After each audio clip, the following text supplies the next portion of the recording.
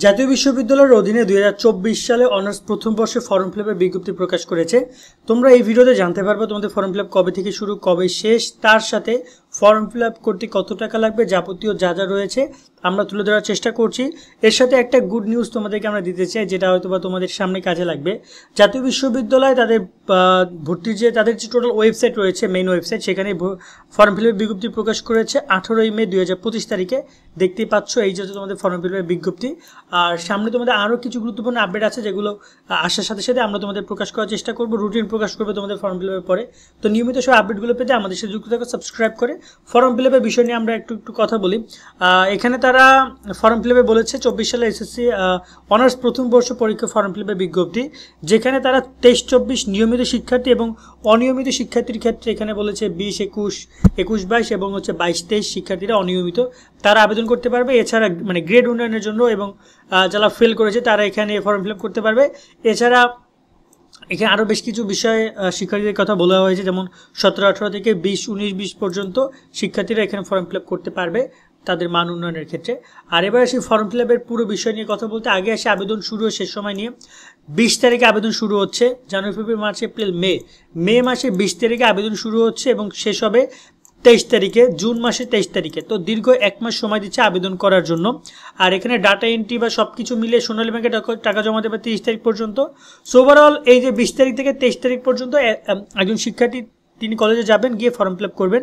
এখানে মনে রাখতে হবে কলেজ কিন্তু আবার নির্দিষ্ট ডেট অ্যানাউন্সমেন্ট করে যে আমরা অমুক তারিখে ফর্ম ফিল-আপের জন্য তোমাদেরকে ডাকবো।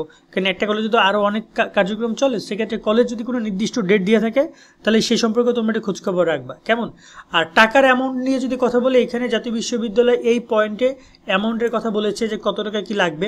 যেমন এখানে বিশ্ববিদ্যালয়ের প্রতি জমা 250 টাকা করে। এখানে আসলে একদম অ্যাকুরেট অ্যামাউন্টটা মূলত যদি বলি যে এটা জাতীয় বিশ্ববিদ্যালয় থেকে হিসাব করে বলা হয়েছে। এটা কলেজগুলো হিসাব করে তোমাদেরকে জানাবে টোটাল কত টাকা। এর মধ্যে দেখা যায় যে ইনকোর্স পরীক্ষার ফি এসব কিন্তু তোমরা অলরেডি দিয়েছো।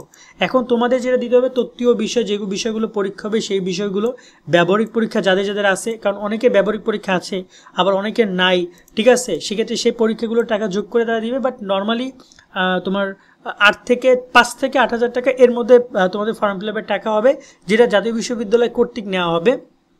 এছাড়া বাকি যে টাকাটা সেটা হয়তো কলেজের বেতন বা বাকি আনুষঙ্গিক খরচ হইতে পারে, বাট নর্মালি এর বেশি কোনো খরচ নেই। এবং এখানে অনলাইনে আবেদন ফর্ম পূরণ করতে হবে জাতীয় বিশ্ববিদ্যালয়, যেটা কলেজ কর্তৃপক্ষ করবে। এখানে তোমাদের কোনো কাজ নাই, এটা জাতীয় বিশ্ববিদ্যালয়ের কাজ। জাতীয় বিশ্ববিদ্যালয় তারা তাদের এই যে অনলাইন আবেদনের কার্যক্রম সম্পন্ন করবে। তাছাড়া এখানে পরীক্ষা অংশগ্রহণের শর্তাবলী নিয়ে বেশ কিছু বিষয় বলা আছে। অনিয়মিত গ্রেড উন্নয়নের ক্ষেত্রেও কিছু কথা বলা আছে।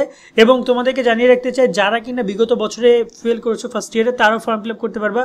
তাদেরকেও এখানে অকৃতকার্যের জন্য আলাদা ফি দিয়ে তারপরে এখানে পরীক্ষায় অংশগ্রহণ করতে হবে।